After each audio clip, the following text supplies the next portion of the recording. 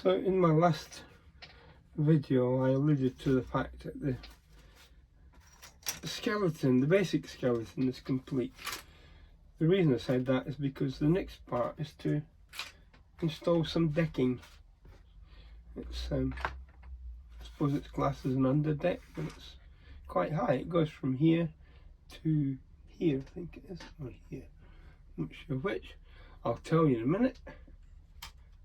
Yes, it's almost exactly the length of a 30mm piece of wood. So I'll put the first couple of bits in and then edit the video so you only see when it's completed. I've got a few things to do before I put the first couple of pieces in, which you'll see here. Give it a fine sanding, it makes it easier to varnish it once it's in position. And I will varnish it. I'll be using silk varnish. But there's some things that they don't show you in the instructions, which I've picked up from previous ships and from watching other people on YouTube. So let's see if I can simulate the same thing. Let me just take these first three. So put them on the ends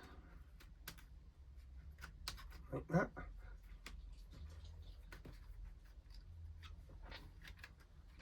Take a nice pencil and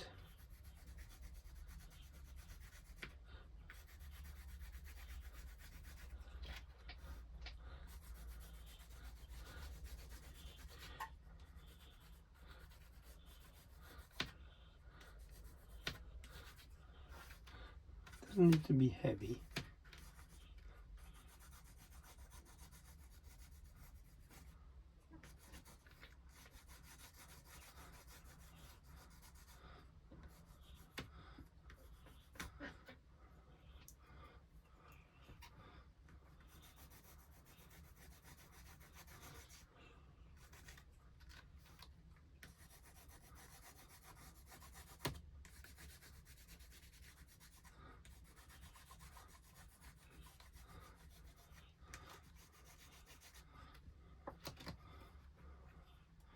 That's all you need.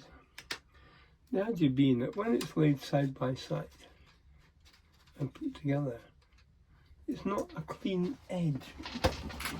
You can see it will be slightly dark. Not super dark, just enough that you see the edge. And the reason for this is when these ships were built, they had to make the decks waterproof. So they caulked them, normally with a rope. And that's what we're trying to simulate here. So that's where they'll go, and we'll see how it comes out. There's more to do to it afterwards, but I'll get to that when we get to it. So let's put the first piece in, and we go with the middle. So the usual problem.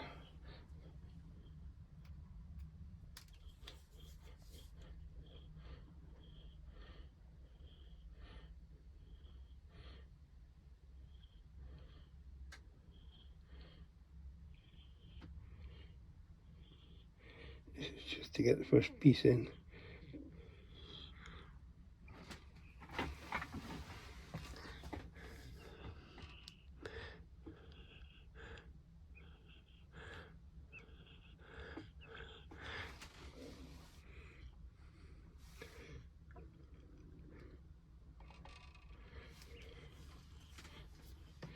Yeah.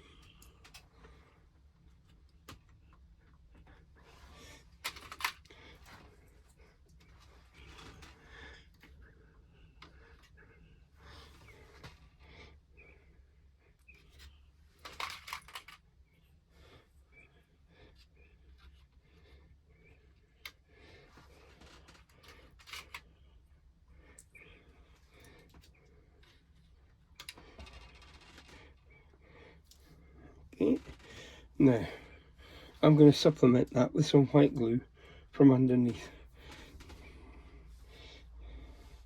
especially since it's the first one. One thing I should have added, this shell is all made from 3mm or smaller ply, which means it hasn't really got any strength. So you have to be careful when you're handling it. It will break very easily, so just be careful.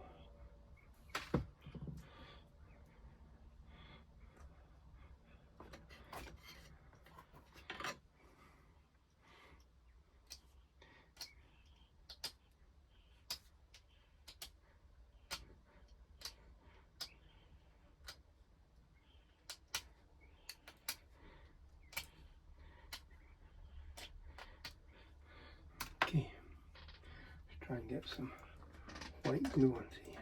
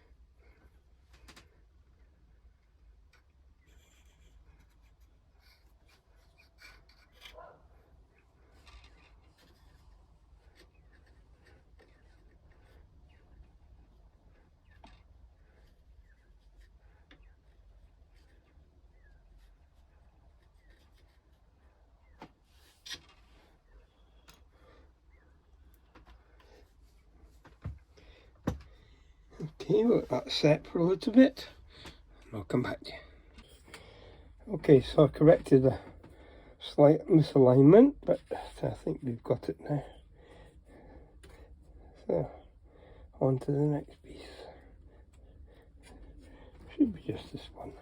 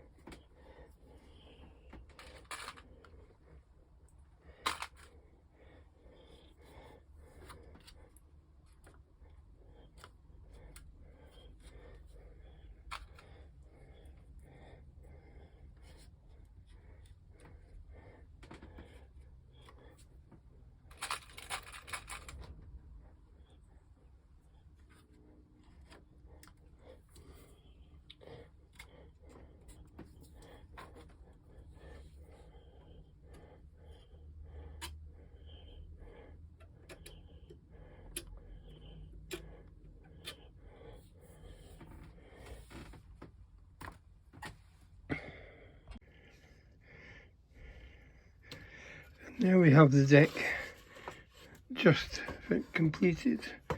It has to be trimmed at both ends and trimmed to match the sides, and then I give it a good sanding before. And the reason I marked this bit in the middle, I need to know which was the middle plank, because we're going to mark an area here which has to be then painted black, which will be the hatch. So that's it for today. So I've sanded off and positioned so I can work on the planking. If you've never seen this done before, it's quite a neat little process. I made up my own little ruler because I don't have a 4-inch rule. And you can see on here where it's every alternate plank on the crossbeam.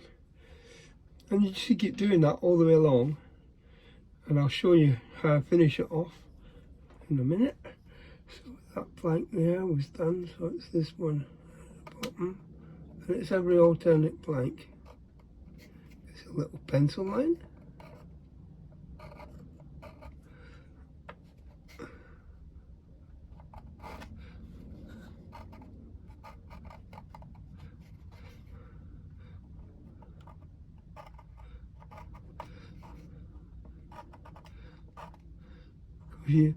You hope that nothing moves while you're doing this, otherwise you end up with wonky lines. When you consider it's supposed to be planking, it looks a little bit strange if you've got a line in the wrong place. You see that line I just did there?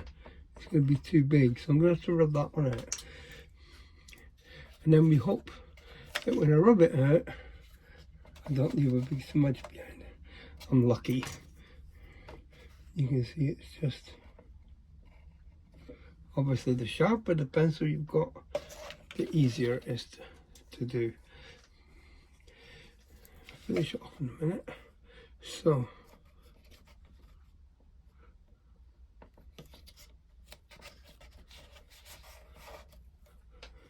okay, it's this one, same as this one.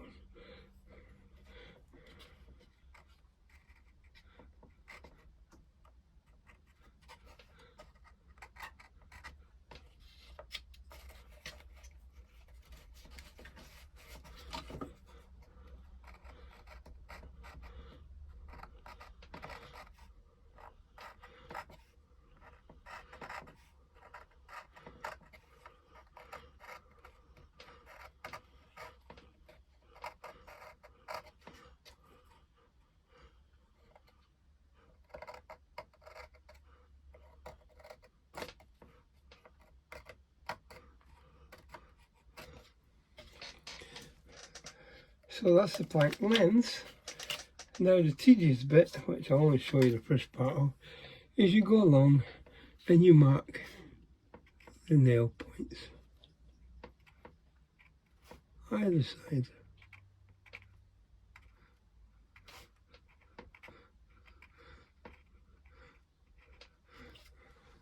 And do that all the way along over the whole deck.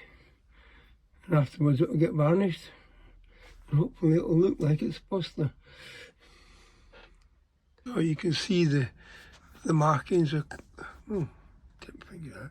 So you can see the markings are quite clear when you put just little pencil dots either side of those lines. It look like screw points where the planks have been screwed through to the formers. I've marked out the square which is going to be painted black, so I'll rub out all the pencil marks that are under there because it may interfere with the paint. I'll come back to you when I've got it masked and ready to paint. So that's it masked up. I've rubbed out what I can. You see, it's very, very difficult to rub pencil out on this wood after you've marked it once, even though it's a very light pencil. But hopefully the paint will cover that. We'll see. Once I've painted it, I'll come back to you again. Okay, there we are, painted. We'll see what happens when it's dry. Hopefully it dries nice and smooth. There's little touch-up pieces here and there you can see need to be. But since this is going to be hidden under a grate, it doesn't have to be super finished. But I'm sorry, I'm one of these people that I like to see it done proper underneath, because I'll know. Okay, see you in a minute. So I let it stand for about 2 hours. The paint has settled down quite nicely. It's quite an even cover. It was old paint, which I've had for a while, so I was quite surprised that it settled and covered it so neatly. So let's see what the end result's going to be. See if I have to do some repairing. I think it'll be okay.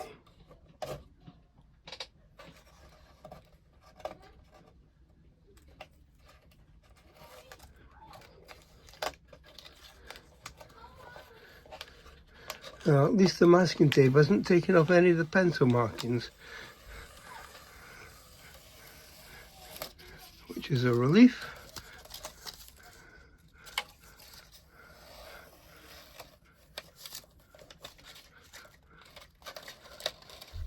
Slight overbleed on that corner. I can scrape that away with a knife. Want that.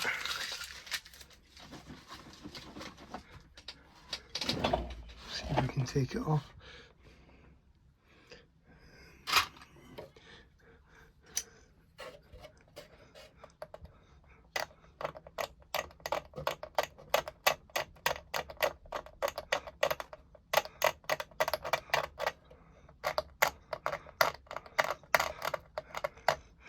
I'll have to see how the cover which is going to be made to go over this, I'm not sure if it sits on the outside of this black or on the inside, or we'll see. It can always be adjusted up. The paint can always be adjusted afterwards. Okay, I'm going to start cutting pieces of wood out.